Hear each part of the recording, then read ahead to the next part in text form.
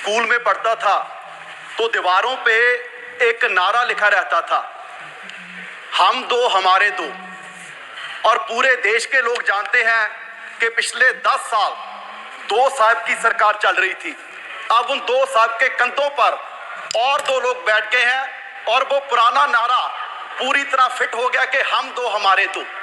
सभापति जी, चलो ये तो पुराना नारा है, एक नया नारा इस सरकार का, सबका साथ सबका विकास। लेकिन मुझे लगता है कि वो नारा भी 2 का विकास बाकी सबका सत्यानाश इस बजट में सारा कुछ दर्शाया जा रहा है।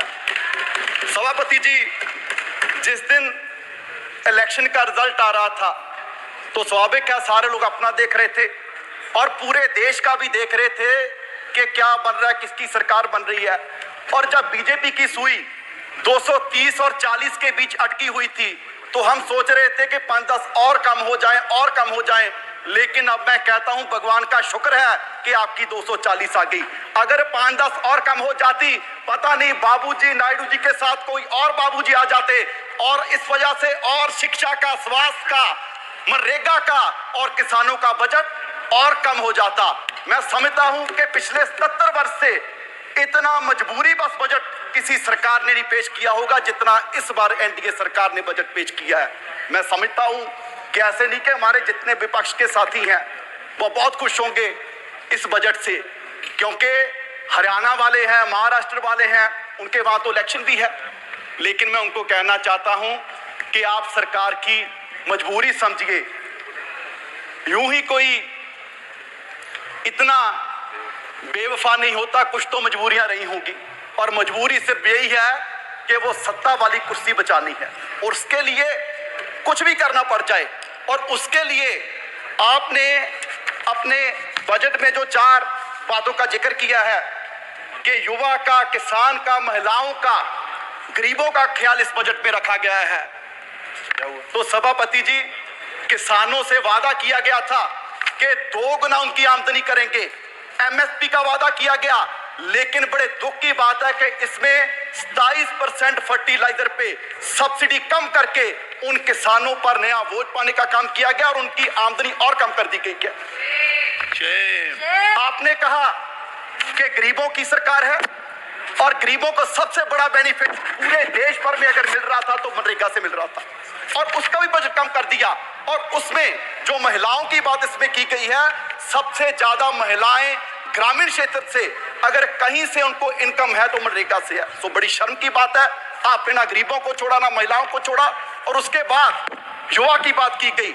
सर, आपके ही इकोनॉमिक सर्वे में जिक्र किया गया कि भारत क्योंकि युवा देश है, यंगिस्तान है, तो यहाँ एआई पर हमारे रिसर्च नहीं हो रहा। जितने रिसर्च पेपर्स है, अगर हम अमेरिका से कंपैरिजन करें, चाइना से कंपैरिजन करें तो हम बहुत पीछे हैं। तो उस पर फंड देने की जरूरत थी। पर सर, बड़े दुख की बात है कि आपने आईआईटीज का बजट कम कर दिया, आईएमएम्स का बजट कम कर दिया। माननीय वित्त मंत्री जी ने बड़े गर्व से कितने बार पता नहीं कहा कि जी 85 करोड़ लोगों को हम राशन दे रहे हैं, 85 करोड़ लोगों को राशन दे रहे हैं। ये कोई गर्व की बात नहीं, मुझे लगता है कि सरकार के लिए शर्म की बात है कि पिछले 10 साल में आप 85 करोड़ लोगों को गरीबी से बाहर निकाल पाए और आप इसकी चीज को बड़े गर्व से बता रहे हैं। बेजा। और सर, ऐसे देश आगे नहीं बढ़ेगा। और सर, अगर मैं लास्ट में अपने क्षेत्र पंजाब की बात करूं, क्योंकि सर वैसे तो किसी प्रदेश का ध्यान नहीं रखा गया, अगर मैं पंजाब की बात करूं, सर फ्लड्स के लिए बजट आपने लॉट किया। आपने कहा जी साम में फ्लड्स आए, बिहार में फ्लड्स आए, उत्तराखंड में फ्लड्स आए, हिमाचल में फ्लड्स आए। क्या सर पंजाब देश का हिस्सा नहीं है? जो बारिश उत्तराखंड में हुई, हिमाचल में हुई, क्या वो पहाड़ों में रुक जाएगी? वो सारी बारिश का पानी पंजाब में आया और 1680 करोड़ का नुकसान पंजाब का हुआ। सर, मैं उस समय इरिगेशन मिनिस्टर था, मैं तरन गया, मैं कपूरथला गया, मोहाली गया, रोपड़ गया और हमारे वहां सर क्षेत्र में ऐसा माहौल बन गया कि 3 फुट मिट्टी चढ़ गई। और वहां मैं दावे से कह सकता हूं कि अगले 20 साल भी वहां खेती नहीं हो सकती। और सर 2 मिनट।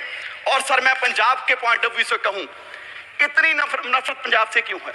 जिस पंजाब का बलिदान इतना बड़ा रहा कि देश को आजाद करवाने में भी हमारी 80% कुर्बानियां, और उसके बाद भी सर पंजाब के किसी गांव में जाइए, आपको कोई भी गांव में ऐसा नहीं मिलेगा कि जिस गांव में हमारे शहीद की मूर्ति ना हो, जिसने सरहद पर राखी करते अपनी जान कुर्बान दी।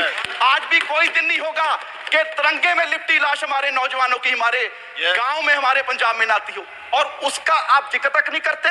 जिस बात के लिए आप कह रहे हैं कि जी देश आत्मनिर्भर हो गया, आत्मनिर्भर हो गया, आत्मनिर्भर करने में भी सबसे बड़ा योगदान हमारे किसानों का है। और वो कोई ऐसे नहीं हुआ हमें मूल्य उतारना पड़ा, हमें अपना पानी बर्बाद कर लिया, हमें अपनी धरती बर्बाद कर ली। और पंजाब से कैंसर एक्सप्रेस ट्रेन जाती है सर राजस्थान, वो इसलिए जाती है क्योंकि देश का पेट भरने का काम पंजाब कर रहा है, और आप उसके लिए हमें दे क्या रहे हैं?